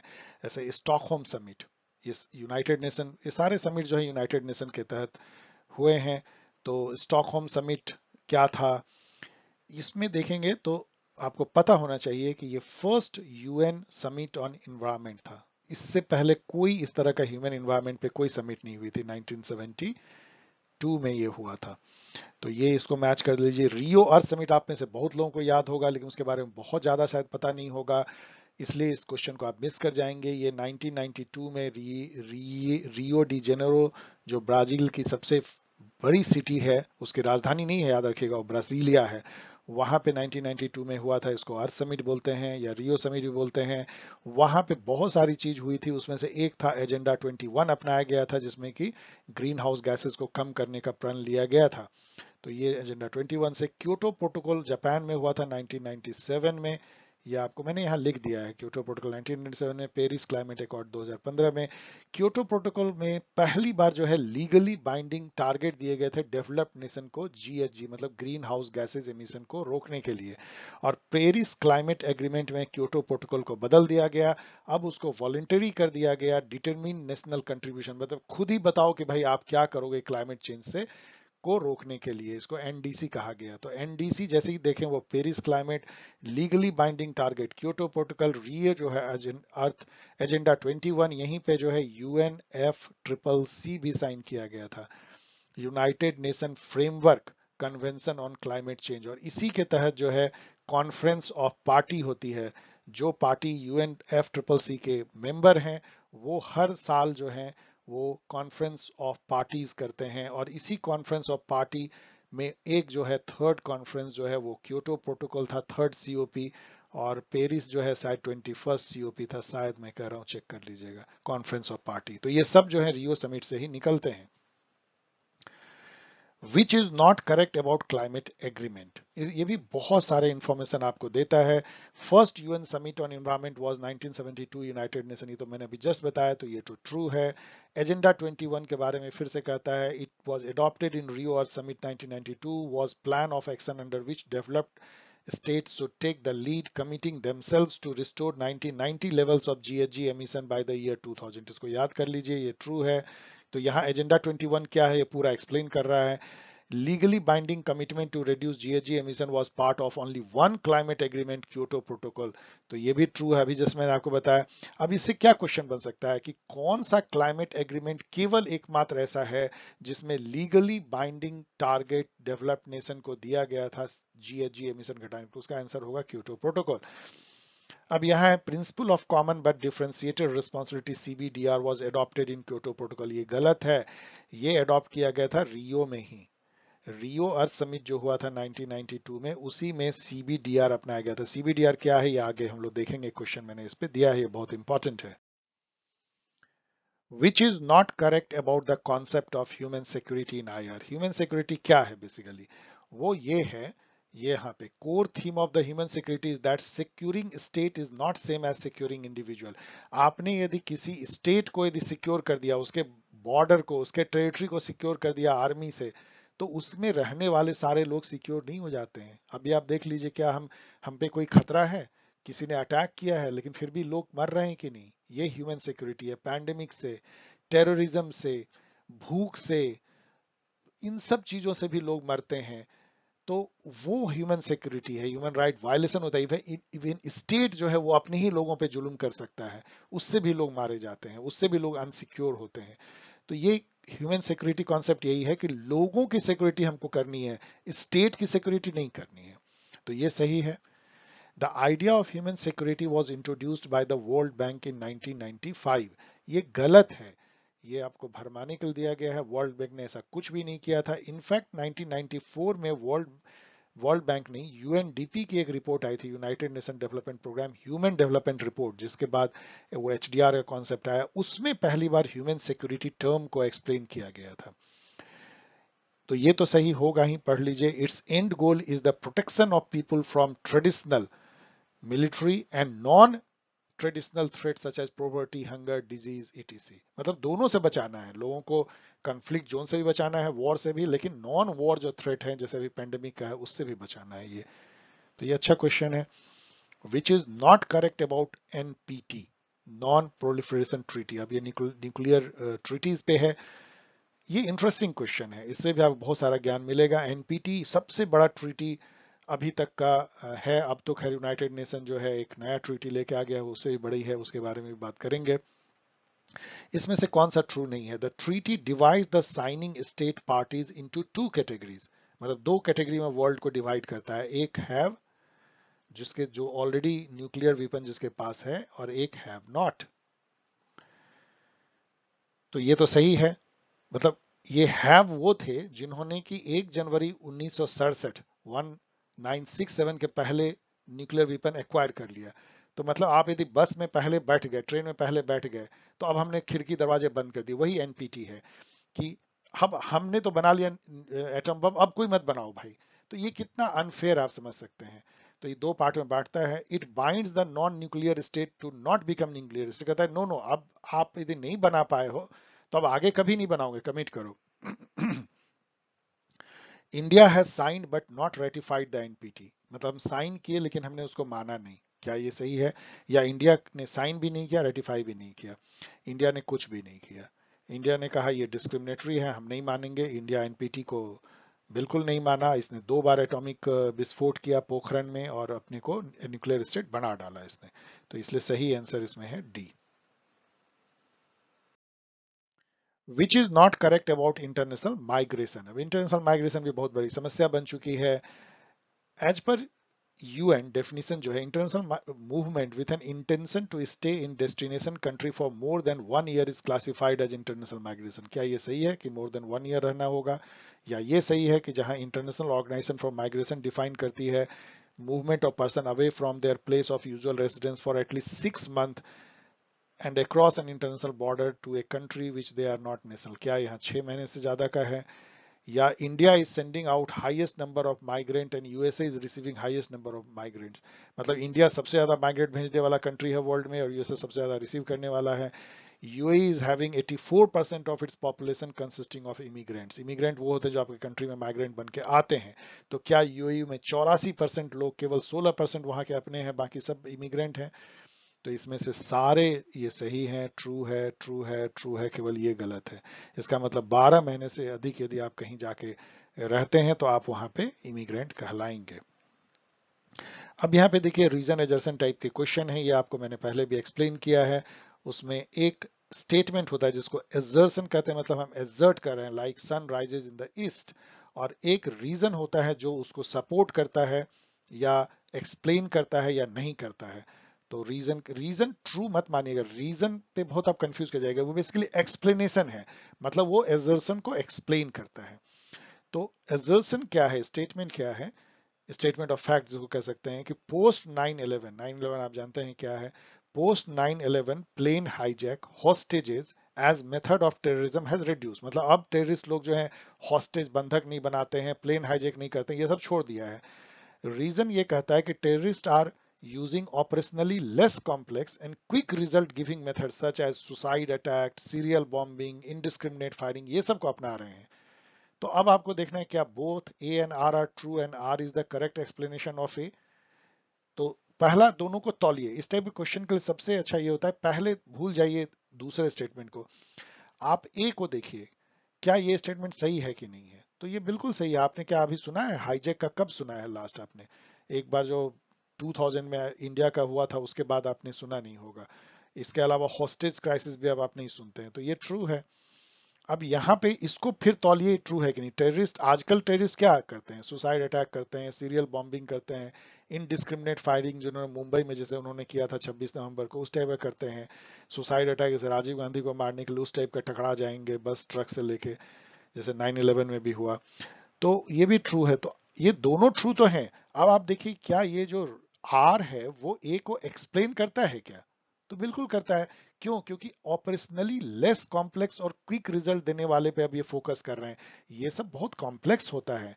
ये मेथड इतना आसान नहीं होता। प्लेन हाईजैक करने के लिए आपको बहुत कोऑर्डिनेशन चाहिए, हॉस्टेज के लिए बहुत लॉजिस्टिक चाहिए, प्लेन हाईजैक के लिए तो आपको कोई फ्रेंडली नेशन चाहिए जहां पे टेररिस्ट उसको उतार सके।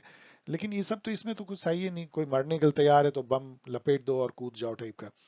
तो इसीलिए इसलिए ये A and R are true and R is not correct. R is the correct explanation of A, इसलिए सही आंसर इसका है ए। अब यहां पे आके मैं आपको एक्सप्लेन कर रहा हूं सीबीडीआर क्या है। कॉमन बट डिफरेंशिएटेड रिस्पॉन्सिबिलिटीज, ये एक ऐसा प्रिंसिपल है जिसने कि सबसे ज्यादा विवाद पैदा किया क्लाइमेट चेंज निगोसिएशन में। ये एजेंडा 21 जब अपनाया गया था 1992 में रियो समिट में, उसका एक पार्ट था। उसका मीनिंग क्या था ये आप पढ़ लीजिएगा। लेकिन ये तो मैंने आपको जस्ट क्वेश्चन बनाने के लिए इतनी सारी बातें लिखी है, लेकिन इसमें सही जो है वो ये है डी, कि all nation have common responsibilities to mitigate climate change. Mitigate मतलब कम करना उसको, क्लाइमेट चेंज के इफेक्ट को। But responsibility of industrially developed nation are more in comparison to underdeveloped nation। मतलब कहने का क्या मतलब है कि डेवलप, ये लॉजिक ये था कि डेवलप्ड नेशन ने जो अपना इंडस्ट्रियल डेवलपमेंट किया है वो फॉसिल फ्यूल को जला जला के किया है, उन्होंने इन्वायरमेंट को पॉल्यूट किया है। तो इसीलिए उनकी ज्यादा रिस्पॉन्सिबिलिटी है अब ग्रीन हाउस गैस को कम करने की, और डेवलपिंग नेशन को उतना अभी नहीं रोक सकते हम, क्योंकि उसको भी इंडस्ट्रियल डेवलपमेंट करना है, उसके लिए उसको थोड़ा लिवरेज होना चाहिए कार्बन। तो इसका मतलब ये है कि कार्बन को कम करने की ज्यादा जवाबदेही जो है वो डेवलप्ड नेशन के, इसलिए डिफरेंशिएटेड रिस्पॉन्सिबिलिटी, रिस्पॉन्सिबिलिटी जो है वो सबकी अलग अलग है, मतलब कि क्वांटिटी में, लेकिन कॉमन एजेंडा है सबको मिल करके जो है वो क्लाइमेट चेंज को रोकना है। ये बहुत इंपॉर्टेंट है। अब ये भी बहुत इंपॉर्टेंट है अपने तरीके से। यहाँ पे क्या है कि ये थीम है क्लाइमेट चेंज और इन्वायरमेंट में, बुक है या पिक्चर है या थीम है, और ये जो है किसके द्वारा दिया गया है। जैसे साइलेंट स्प्रिंग जो है किताब 1962 में आई थी, इसने तहलका मचा दिया था।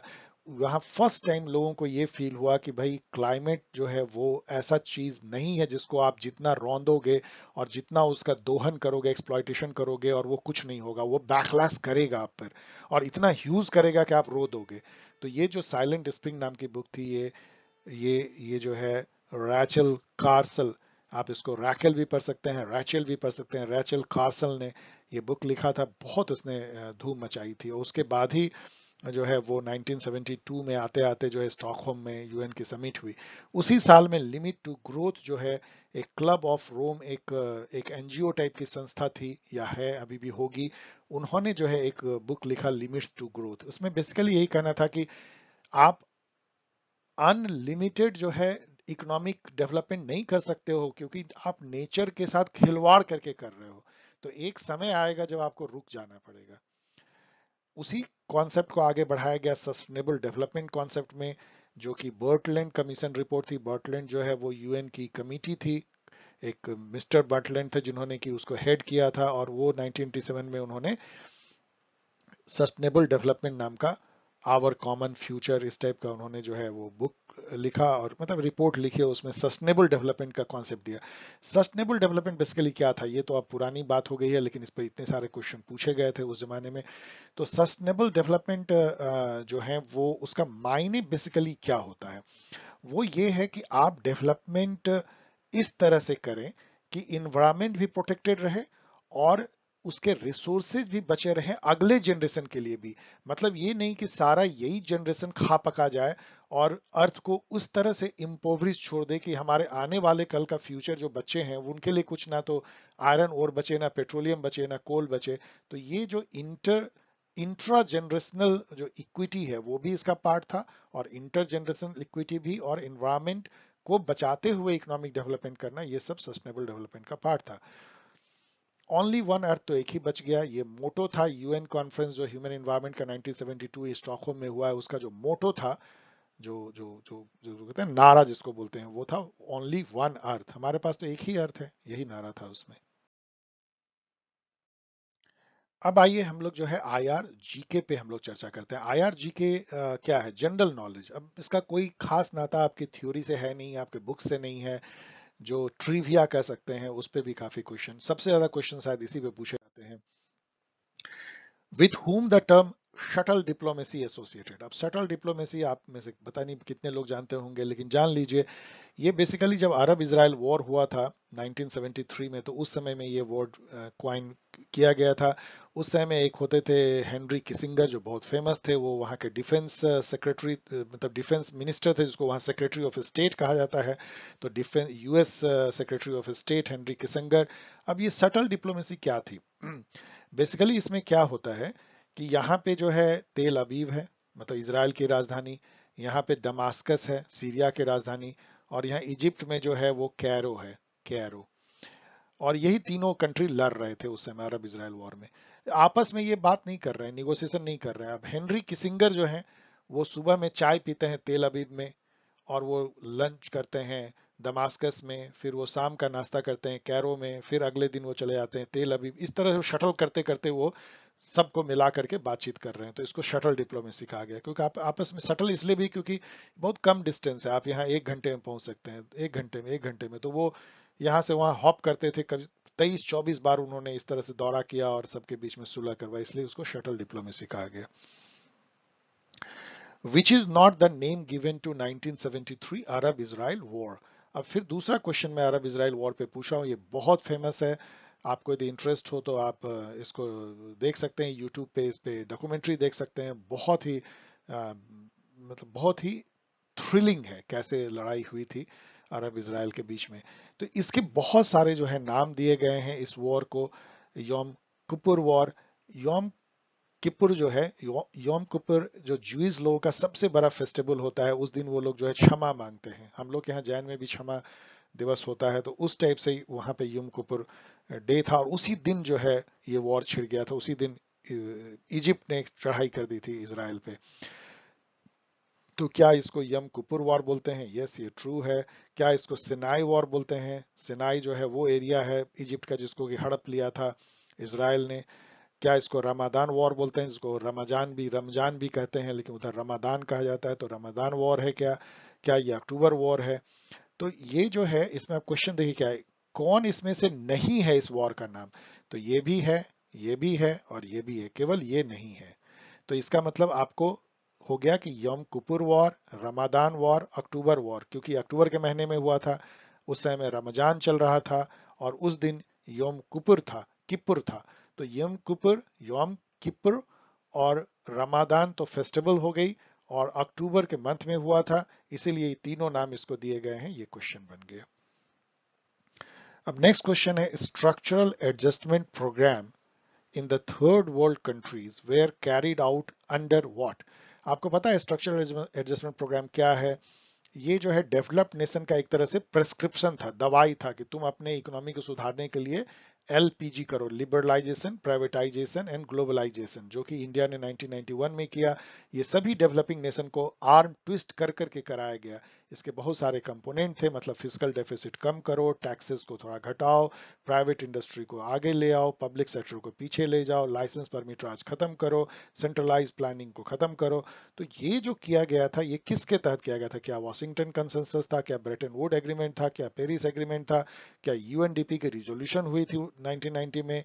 तो आपको याद रखना चाहिए कि वॉशिंगटन कंसेंसस से किया गया था। वॉशिंगटन कंसेंसस जो है वो 1990s के जमाने में आईएमएफ, वर्ल्ड बैंक और यूएस ट्रेजरी के बीच में एक कंसेंसस था कि नियो लिबरल तरीके से ग्लोबल इकोनॉमी को कैसे सुधारा जा सकता है। ब्रेटन वुड एग्रीमेंट आपको याद रखना चाहिए 1944-45 में हुआ था, जिसके तहत कि आईएमएफ और वर्ल्ड बैंक का जन्म हुआ था। ये भी आपको याद रखना चाहिए। पेरिस एग्रीमेंट और ये सब तो मैंने ऐसे ही दे दिया है। अब यहाँ पे देखिए क्रोनोलॉजिकल अरेंज करने, वैसे मैं इस तरह क्वेश्चन को बहुत लाइक करता नहीं हूँ। अगेन ये डेट और रोट लर्निंग पे है, लेकिन ये सब बहुत डिफाइनिंग मोमेंट है, तो आपको थोड़ा सा डेट याद, थोड़ा बहुत जहन में रहना चाहिए। जैसे fall of Berlin Berlin wall, जहां पे कि तोड़ दिया गया दीवार को ईस्ट और वेस्ट जर्मनी का, उसके साथ ही कोल्ड वॉर के खत्म होने का बिगुल बच गया।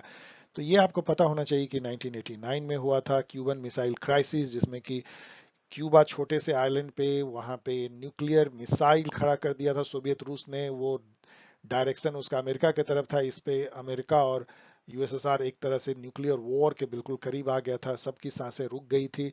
ये 1962 में हुआ था।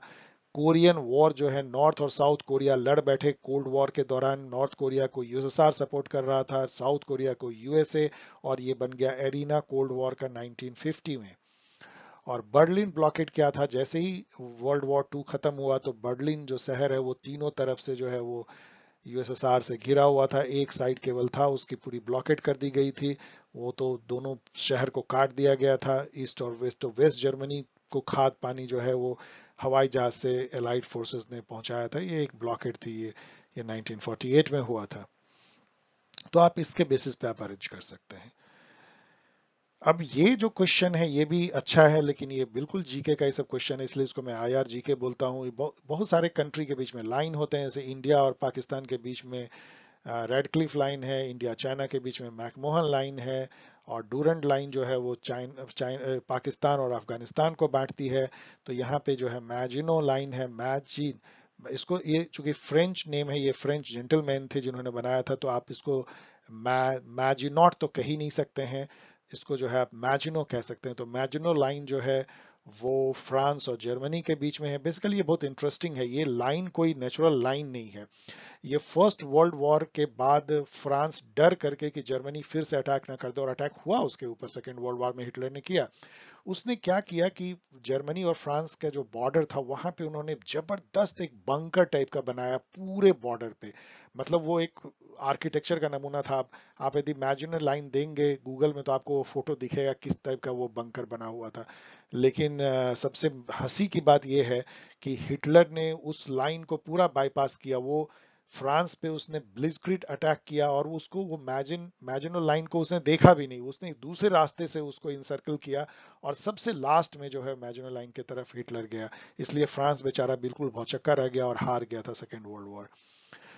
49th पैरेलल लाइन जो है, ये पैरेलल मतलब क्या होता है, ये ग्लोब पे जो है जो पैरेलल लाइन होते हैं जिसको आप लैटिट्यूड लाइन बोलते हैं, 0 डिग्री लैटिट्यूड जो है वो विषुवत रेखा होती है इक्वेटर और इस तरह से, तो उसको 49th डिग्री लैटिट्यूड जो है वो ये काटती है कनाडा और यूएसए को।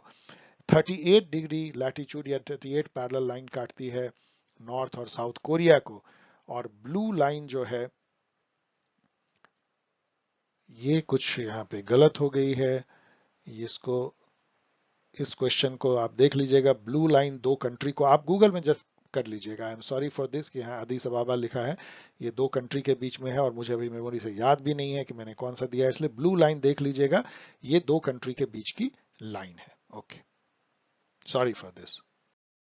यस, पिछले स्लाइड में जो मैंने ब्लू लाइन कहा था वो इसराइल और लेबनान के बीच की लाइन है। ओके, नाउ अब इसको मैच करते हैं। ये यूएन कॉन्फ्रेंसेज है जो कि डिफरेंट जगह पे हुए हैं और ये इशू हैं, डिफरेंट डिफरेंट इश्यूज पे ये सब हुए हैं।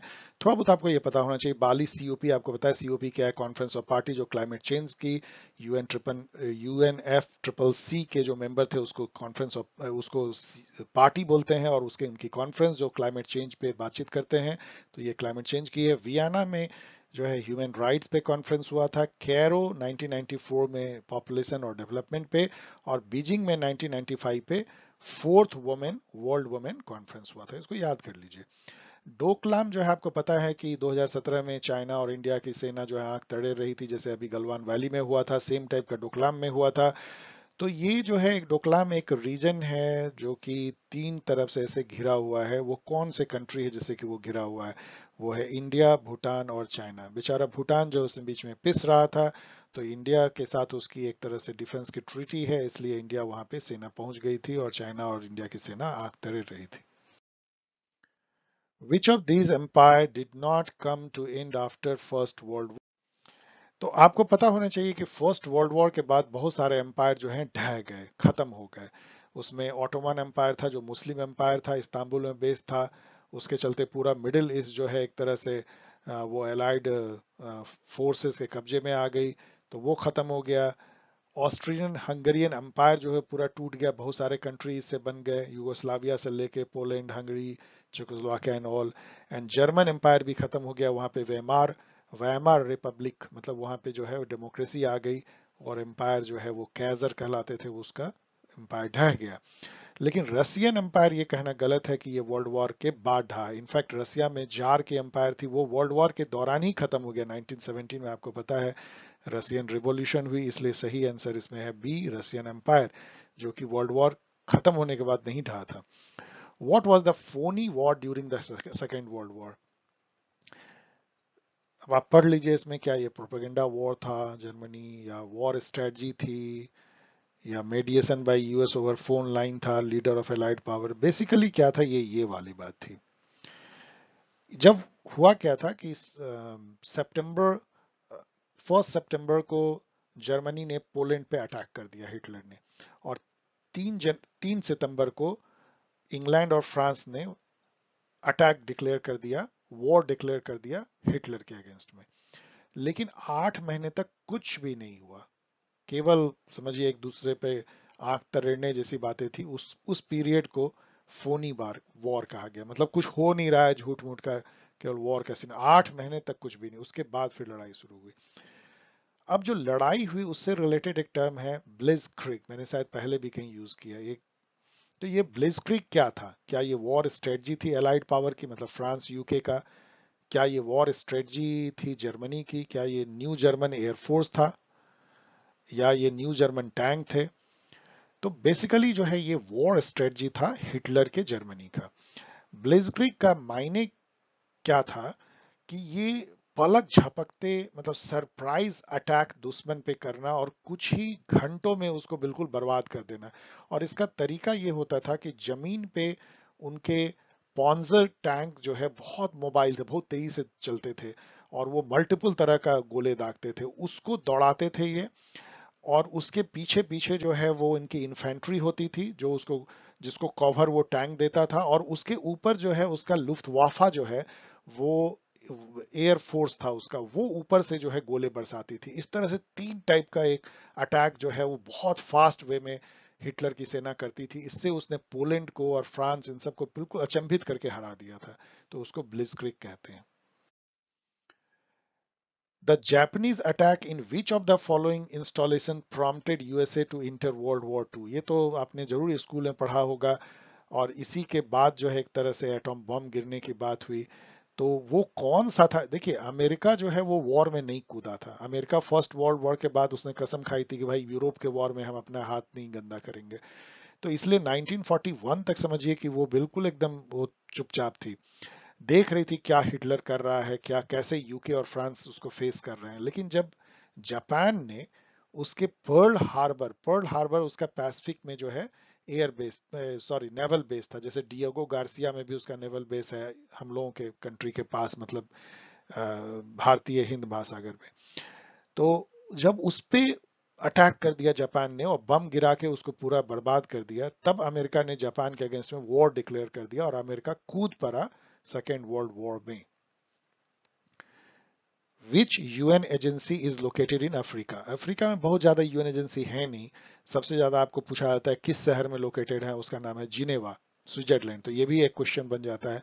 लेकिन अफ्रीका में एक बहुत इंपॉर्टेंट यूएन एजेंसी लोकेटेड है, और वो है UNEP, United Nation environmental programme. ये यूनाइटेड नेशन इन्वायरमेंटल प्रोग्राम बना ही था जो स्टॉकहोम 1972 में जो United Nation conference on human environment हुआ था, उसकी परिणति हुई थी यूएनईपी के फॉर्म में। वो सबसे बड़ा फोरम है क्लाइमेट चेंज और इन सबसे लड़ने का। Which country is the latest to become member of the United Nations? सबसे ये 193rd मेंबर है यूएन का। ये कौन है? क्या ये मैसेडोनिया है, साउथ सुडान है, कोसोवो, एरिट्रिया है? ये साउथ सुडान नाम की कंट्री है। इसको याद रखिए, ये एक अच्छा क्वेश्चन है जीके का। अब फाइनली जो है हम कुछ क्वेश्चन, 10 क्वेश्चन करीब आईआर के करंट इवेंट पे ले रहे हैं, जो कि पिछले साल घटित हुए हैं। उस टाइप के भी क्वेश्चन आपको पूछे जाते हैं। जैसे यहाँ पे देखिए, ये कोविड वैक्सीन हैं, और ये उसके कंट्री हैं जहां पे कि मैन्युफैक्चर हुई है, मतलब उस कंट्री में का इंडिजिनस मैन्युफैक्चर है। तो वो कैसा है? साइनोफार्म। अब ये साइनो, यदि आप वर्ड जानते हैं ना, साइनो का मतलब चाइना होता है, तो इसलिए साइनो फार्मा यदि आप देखेंगे तो आप चाइना में मारेंगे। स्पुतनिक 5 अभी इंडिया में भी आ गया है, ये रसिया ने दिया है। फाइजर आपने बहुत नाम सुना होगा, ये यूएसए की कंपनी है, यूएसए में बनी है। और कोवैक्सीन जो है entirely Indian company Bharat biotech ने बनाया है, और ये इंडिया की अपनी इंडिजिनस है। तो ये क्वेश्चन है। मैं यदि सेटर होता तो इस टाइप का क्वेश्चन पूछता। मुझे नहीं पता कि ये इस टाइप के क्वेश्चन पूछेंगे या नहीं पूछेंगे। What is the name of one of the world's largest container ship which became jammed across the Suez Canal on March 23, halting traffic in both directions and disrupting global trade?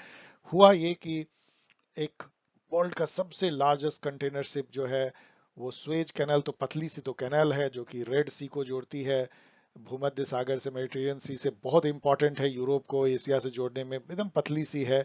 अब उसमें एक container ship इस type से फंस गया। अब उसके चलते जो है इधर भी शिप रुके हुए हैं, इधर भी शिप है, और पूरे वर्ल्ड में मिलियंस ऑफ डॉलर का घाटा लग गया। तो उसका नाम क्या था? क्या एवर गिवन था, क्या एवर एवर था, या नेवर गिवन था, फार गिवन था? मतलब उस कंटेनर शिप का नाम क्या था? और आपको पता है कि ये नाम बड़े अच्छे दिए आते हैं, बहुत बड़ा सा नाम लिखा रहता है। यदि आप कभी समुद्र में जाएं तो आप देखेंगे वो जो कंटेनर शिप या जो इस तरह के मालवाहक जहाज होते हैं, उनका नाम बड़ा ब्यूटीफुल होता है।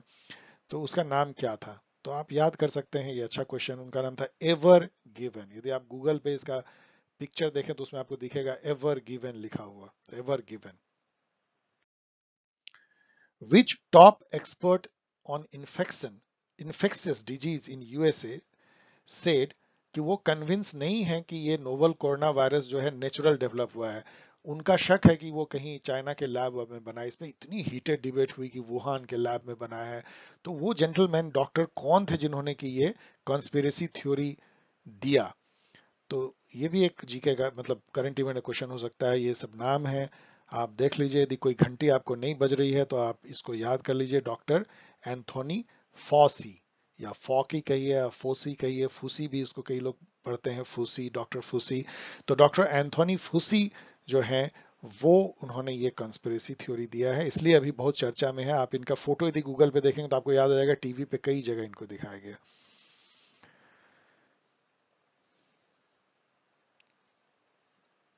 Who is the oldest person to take oath of USA president? तो ये भी एक जीके का क्वेश्चन है, क्योंकि अभी जो करंट प्रेसिडेंट हैं वो सबसे बूढ़े व्यक्ति हैं जिन्होंने कि यूएस प्रेसिडेंट का ओथ लिया है 78 या 79 ईयर में। ये सब भी बूढ़े हैं लेकिन उससे कम। तो ये एक अच्छा क्वेश्चन है, शायद मतलब पूछा जा सकता है। Who is the chief economist of IMF? ये क्यों पूछा जा सकता है? क्योंकि ये एक इंडियन है। ये शायद पहली बार हुआ है कि एक इंडियन इकोनॉमिस्ट जो है वो आईएमएफ की चीफ बन गई हैं, और वो लेडी भी हैं। उनका नाम है गीता गोपीनाथ, तो आपको पता होना चाहिए। What is the name of फिलिस्तीनी organisation which fought war with Israel in May 2021? अभी कुछ दिन पहले ही इजराइल और फिलिस्तीन के बीच में भयानक लड़ाई हुई, इतनी बम बरसाए गए इजराइल पे भी, इजराइल ने भी जम के बम बरसाए। लेकिन एक ऑर्गेनाइजेशन जो सबसे ज्यादा लड़ाई किया, फिलिस्तीन में बहुत सारे ऑर्गेनाइजेशन है, उसका नाम क्या था? क्या वो फिलिस्तीनी लिबरेशन ऑर्गेनाइजेशन थी, पीएलओ, या वो हेजबुल्ला थे, या वो हमास थे, या पैलेस्टीनियन इस्लामिक जिहाद थे? तो बेसिकली ये हमास थे। और यहाँ पे एक बात आप ये भी जानिए कि यदि आप इसको इजराइल की ऐसे कुछ इस टाइप की टेरिटरी यदि आप मानेंगे, तिकोना टाइप का है, तो यहाँ पे एक पट्टी है भूमध्य सागर के पास में, इसको गाजा स्ट्रिप बोलते हैं, गाजा। और यहाँ पे जो है पूरा वेस्ट बैंक है, जॉर्डन है इधर, तो जॉर्डन के एक कोने में वेस्ट बैंक है। तो ये जो गाजा स्ट्रिप है, यहाँ पे जो है हमास रहते हैं। ये हमास कंट्रोल करता है इस पूरे गाजा स्ट्रिप को। और ये जो वेस्ट बैंक है इसको पीएलओ कंट्रोल करता है। तो अभी जो लड़ाई हुई थी वो गाजा स्ट्रिप से ज्यादा हुई थी, इसराइल पे बम बरसाए गए थे, हमास लड़ रहा था, उसको सपोर्ट बहुत लोग कर रहे थे। What is 2+2 in Indo US relation? क्या ये टेक्नो कमर्शियल कॉपरेशन है दो सेक्टर में, इसलिए 2+2 कहा गया है? क्या ये ज्वाइंट नेवल एक्सरसाइज है with 2 naval worship from each country, इसलिए इसको 2+2 कहा गया है? टॉप नेवल डायलॉग है involving foreign and finance minister of both nation, या टॉप लेवल डायलॉग है involving foreign and defence minister of both nation? सही आंसर है ट्रू। ये दोनों कंट्री के जब फॉरेन और डिफेंस मिनिस्टर आपस में हाई लेवल का डिस्कशन करते हैं बहुत सारे इश्यूज पे, तो इसको 2+2 बोलते हैं। इंडिया 2+2 डायलॉग यूएस के साथ भी किया है और जापान के साथ भी करता है। What is quad in IR? अभी हाल में Modi ji just second wave शुरू होने से पहले क्वाड की बैठक में भाग लेते गए थे। ये क्वाड है क्या? क्या ये group of 4 western European nation है, यूके, फ्रांस, पोलैंड, हंगरी, या ग्रुप ऑफ 4 एशियन नेशन है, थाईलैंड, मलेशिया, लाओ, कंबोडिया, या ग्रुप ऑफ 4 आइलैंड नेशन है, मॉरिशस, मडागास्कर, फिजी, मालदीव, या group of 4 Indo Pacific nation है? इंडो पैसिफिक नेशन किसको बोलते हैं? जो इंडियन ओशन में हो चाहे पैसिफिक ओशन में हो। तो इंडो पैसिफिक जो सी से के जिसका तट किसी नेशन पे हो, इंडिया, यूएस, ऑस्ट्रेलिया, जापान। तो एक्चुअली ये इंडिया, यूएस, ऑस्ट्रेलिया, जापान है। इसको क्वाड्रिलेटरल सिक्योरिटी अलायंसेस बोलते हैं। और बहुत लोगों का ये कहना है कि ये जो क्वाड बना है वो चाइना के थ्रेट को इंडो पैसिफिक रीजन में कम करने के लिए, उसको टैकल करने के लिए बना है। ये यूएस की इनिशिएटिव है, इसको चाइना से डर लगता है बेसिकली। जापान भी चाइना से थोड़ा सा भयभीत रहता है, और इंडिया तो है ही हम लोग के लिए, तो वो एक दानव टाइप की कंट्री है। तो इसलिए इंडिया, जापान, ऑस्ट्रेलिया भी जो है वो चाइना से कहीं ना कहीं ये रहता है। तो सब चाइना स्केपिस्ट लोग मिल करके और यूएस के नेतृत्व में क्वाड बनाए हैं। तो ये क्वाड है। Who is WHO president? इस जेंटलमैन का फोटो आपने कोरोना काल में सबसे अधिक नेट पे देखा होगा, ये बार बार आकर के बहुत चीजें बताते हैं। तो इनका नाम क्या है? अब ये तो आप बहुत मुश्किल है आपके लिए जानना, तो सीधा आप इसको याद कर लीजिए, टेड्रोस एधनॉम। टेड्रोस एधनॉम। तो टेड्रोस एधनॉम जो है ये एक WHO के प्रेसिडेंट हैं, जो कि जिनेवा बेस्ड एक ऑर्गेनाइजेशन है, वर्ल्ड हेल्थ ऑर्गेनाइजेशन। और यही अभी लड़ती है, इसकी बात कोई सुनता नहीं है, अमेरिका भी उसको डिस्क्रेडिट करते रहता है। तो एक लोन बैटल जो है वो लड़ रहे हैं। This is the final question, 52वां क्वेश्चन। एक बहुत लंबा एक डिस्कशन, उसकी परिणति करते हैं। What is the string of pearl policy in the context of Asian real politics? String of pearl policy क्या है? अब सीधा मैं आपको बता देता हूं, इतना लंबा पढ़ लीजिएगा आप। ये एक बहुत मजेदार सा है। चाइना ने क्या किया है कि एक network of Chinese military and commercial facilities has strategic location in Indian Ocean encircling. वो इंडिया को एक तरह से ना, मतलब एक घेरने की जो है कवायद है, मतलब पूरे इंडियन ओशन में हर जगह अपनी अपनी ऐसे ऐसे बना दो कि इंडिया पूरी तरह से जो है वो घिर जाए। और एक दूसरा भी वो कर रहा है। अभी जैसे कोरोना काल में बहुत इकोनॉमिक डिस्ट्रेस हुई है, तो चाइना ने श्रीलंका को इतना लोन दे दिया है, मालदीव को इतना लोन दे दिया है, नेपाल को दे दिया, वो सब कर्ज के बोझ तले दबे हुए हैं। अब वो बोलेगा कि हमारा थोड़ा सा यहाँ पे हवाई जहाज बेड़ा रखने दो, हमारा नेवल शिप रखने दो। तो इंडिया को एक तरह से इनसर्कल कर रहा है pearl string of pearl policy के थ्रू इंडियन ओशन में। ये एक बहुत हमारे लिए सिक्योरिटी चैलेंज है। लेकिन इंडिया उसका तोड़ निकाला है नेकलेस ऑफ डायमंड पॉलिसी से। It is the policy of India to garland China. अब चाइना को वो घेर रहा है by building naval infrastructure at strategic location such as Singapore, Indonesia, Seychelles, Iran, to counter China's pearl string of pearl policy. तो string of pearl policy China का, और उसके काउंटर में necklace of diamond policy India का। So okay dear students, ये एक लंबा discussion जरूर था, लेकिन मुझे आशा है कि मैंने बहुत इंफॉर्मेशन आपको दिया है। और यदि जितना मैंने दिया है, यदि आप इस वीडियो को एक दो बार देख लें, तो कोई शक नहीं कि आप आईआर के क्वेश्चन को बिल्कुल क्रैक करेंगे, एटलीस्ट 70 to 80% करेंगे। और थोड़ी बहुत जो इसमें कम और जानकारी जो मैं नहीं दे पाया हूं, जो कि वीडियो की लिमिटेशन है, वो और कई इससे कई कहीं ज्यादा जो है आपको गाइड में मिल जाएगी। यदि आपके पास पेशेंस होगा तो उसको पढ़ करके तो करीब 80 to 90% क्वेश्चन आप टैकल कर पाएंगे। So okay, thanks for watching. इस तरह से आप हमसे कांटेक्ट कर सकते हैं, आप करते भी हैं। इसको शेयर कीजिए, अधिक से अधिक सब्सक्राइब कीजिए, कमेंट कीजिए कि मेरा पैशन बना रहे। एंड सबसे इंपॉर्टेंट है कि सेफ रहिए। अभी भी मत सोचिए कि कोरोना चला गया है। मास्क पहनिए, सोशल डिस्टेंसिंग मेंटेन कीजिए, अपने परिवार को सेफ रखिए। और जो लोग अपनी लाइफ लूज कर चुके हैं, उसको गुड सैमरिटन बनिए, आगे बढ़िए, हेल्पिंग हैंड बढ़ाइए। यही ह्यूमैनिटी है। ओके बाय, फिर मिलते हैं बहुत जल्द।